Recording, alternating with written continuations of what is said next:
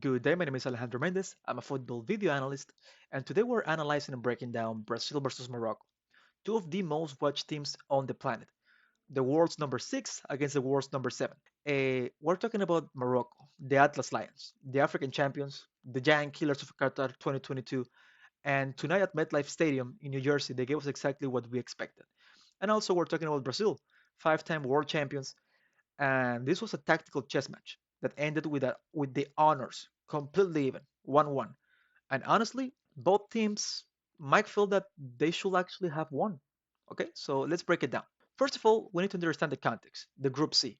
And on paper, we knew that for us, it was two clear options. Number one and number two, the two spots were already secure, Brazil and Morocco. But with this tie, we see Scotland and Haiti in the other sides, and the opening result for these two changes the dynamic immediately. Neither team can afford another sleep if they won the first place. Brazil are making the record 23rd World Cup appearance, the most in the competition, but their last title was in 2002. That's a 24-year draw, the longest in their history. Morocco, meanwhile, have only 5 World Cup wins in their entire history of this tournament.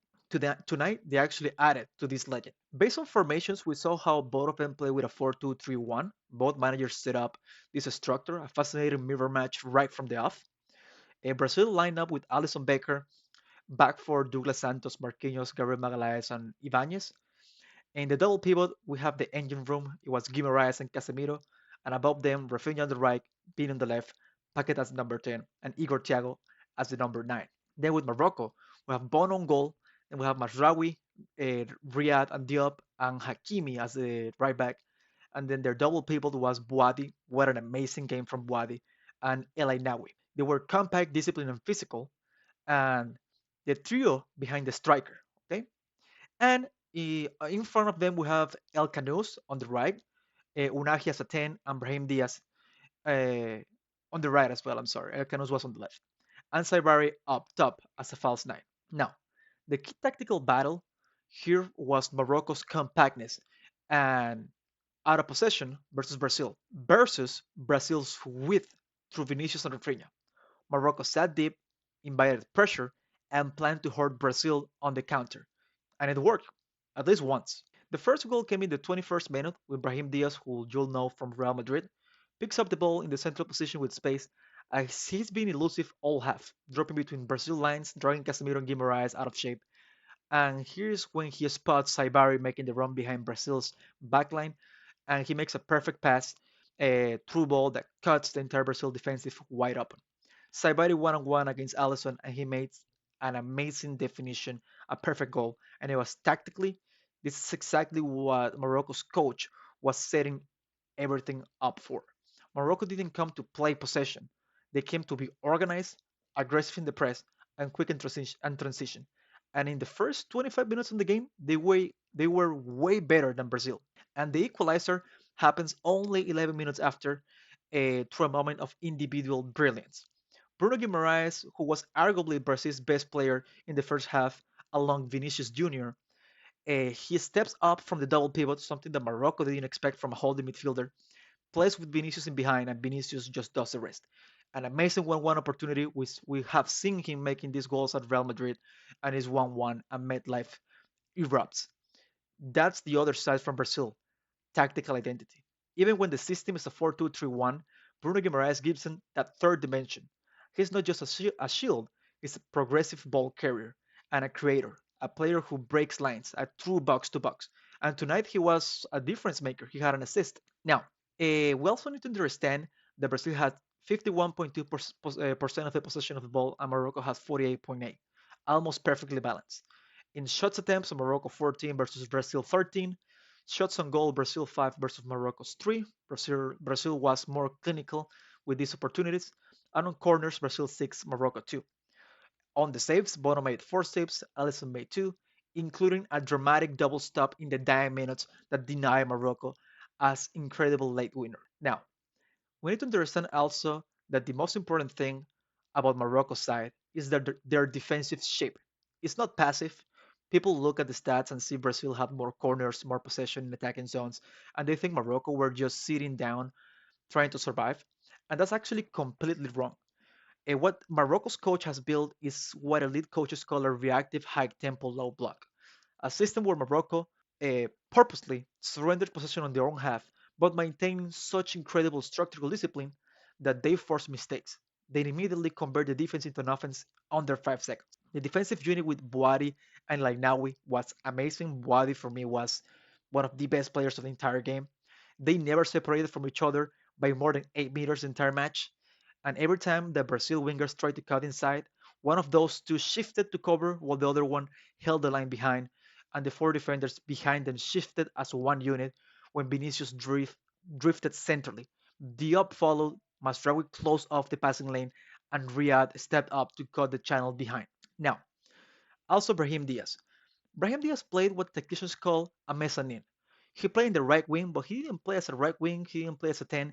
He played in that half pocket between Gabriel Magalhaes and Douglas Santos. Is one of the most dangerous areas on the football pitch, and Brahim Diaz exploited this multiple times. The first goal comes from this situation. Morocco won the ball, and Brahim's first movement is diagonal or inward, uh, or forward as well. It wasn't wide. He was inviting Casemiro or Bruno Guimaraes to follow him, which created a space behind them for Saiberi, a one-on-one run into Alisson Baker. That's not accidental. That is a pre-designed coordinated movement. That's almost a movement as a false line will make. We also need to understand that Brazil spent the entire second half trying to decipher this structure, even when Brahim was out of the game. So this talks a lot about Morocco's tactical identity and how they manage at the right wing area. We also need to talk about the double pivot from Brazil. This now, this one is nuanced because Brazil's midfield pairing of Casemiro and Bruno Guimaraes is simultaneously world class and dangerous. On the positive side, in the positive side, Bruno Guimaraes tonight showed why he's arguably one of the best box-to-box midfielders at this World Cup. He completed 6 line breaking passes, the most of any Brazilian player. He carried the ball forward 15 times in the first half alone, and every single time Morocco transitioned, he was the first man back to disrupt the counter. His assist to Vini Jr. was the result of a forward run that caught Morocco pivot completely out of guard.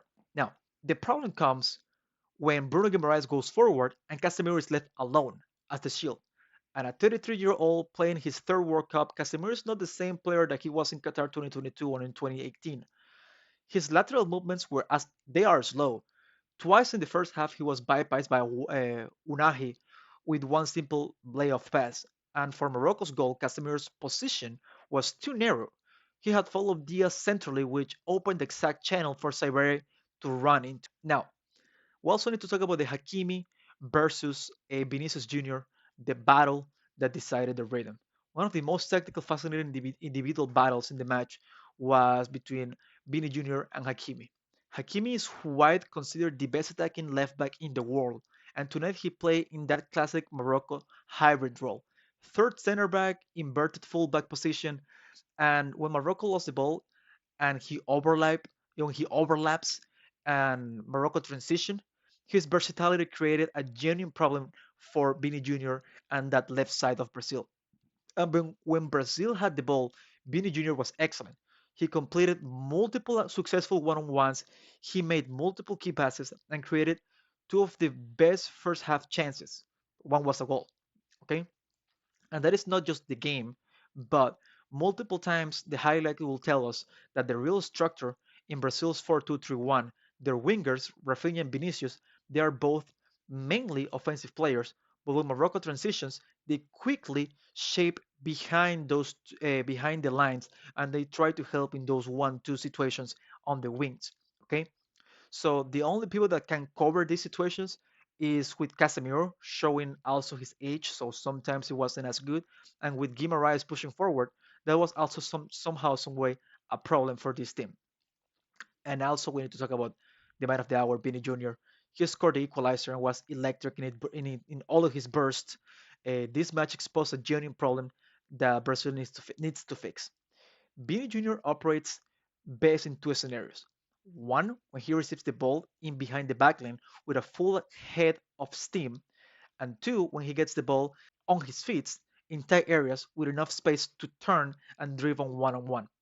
Tonight, Morocco denied this multiple times. Even then, that he scored a goal, the only opportunity that he truly had. Morocco's right side, El Canosa Marzawi, and the talking pivot of Boari created a three-man coverage unit against Vinícius. Every time he came alive on the left, they never let him turn. They never let him run in behind without two bodies tracking him. And in the second half, when Vinicius dropped deeper to get on the ball more, it actually moved him away from spaces where he's most deadly. Okay? Now, with this being said, Brazil and Morocco, 1 point for each one, both heavily favored to advance to the knockout rounds, but tonight proved that in the World Cup, reputation means nothing without execution. Morocco came here with a plan. They executed it almost perfectly. Their counter, their discipline, Brahim Díaz as well, all world class. Brazil have the talent to go all the way in this tournament, but tonight they were reminded that talent alone doesn't win a World Cup. Organization does, intelligence does as well. And right now, Morocco might have more of both than anyone expected. Now, the rematch, if these two meet in the knockout stage, will be one of the most anticipated games in the World Cup. I'm Alejandro Mendez. If you enjoyed this breakdown, hit subscribe, drop a comment below, share as well. It will help me a lot. After this analysis, we will have the Haiti versus Scotland, and after that, we will have the Turkey versus Australia. Thank you so much for watching and have a great day.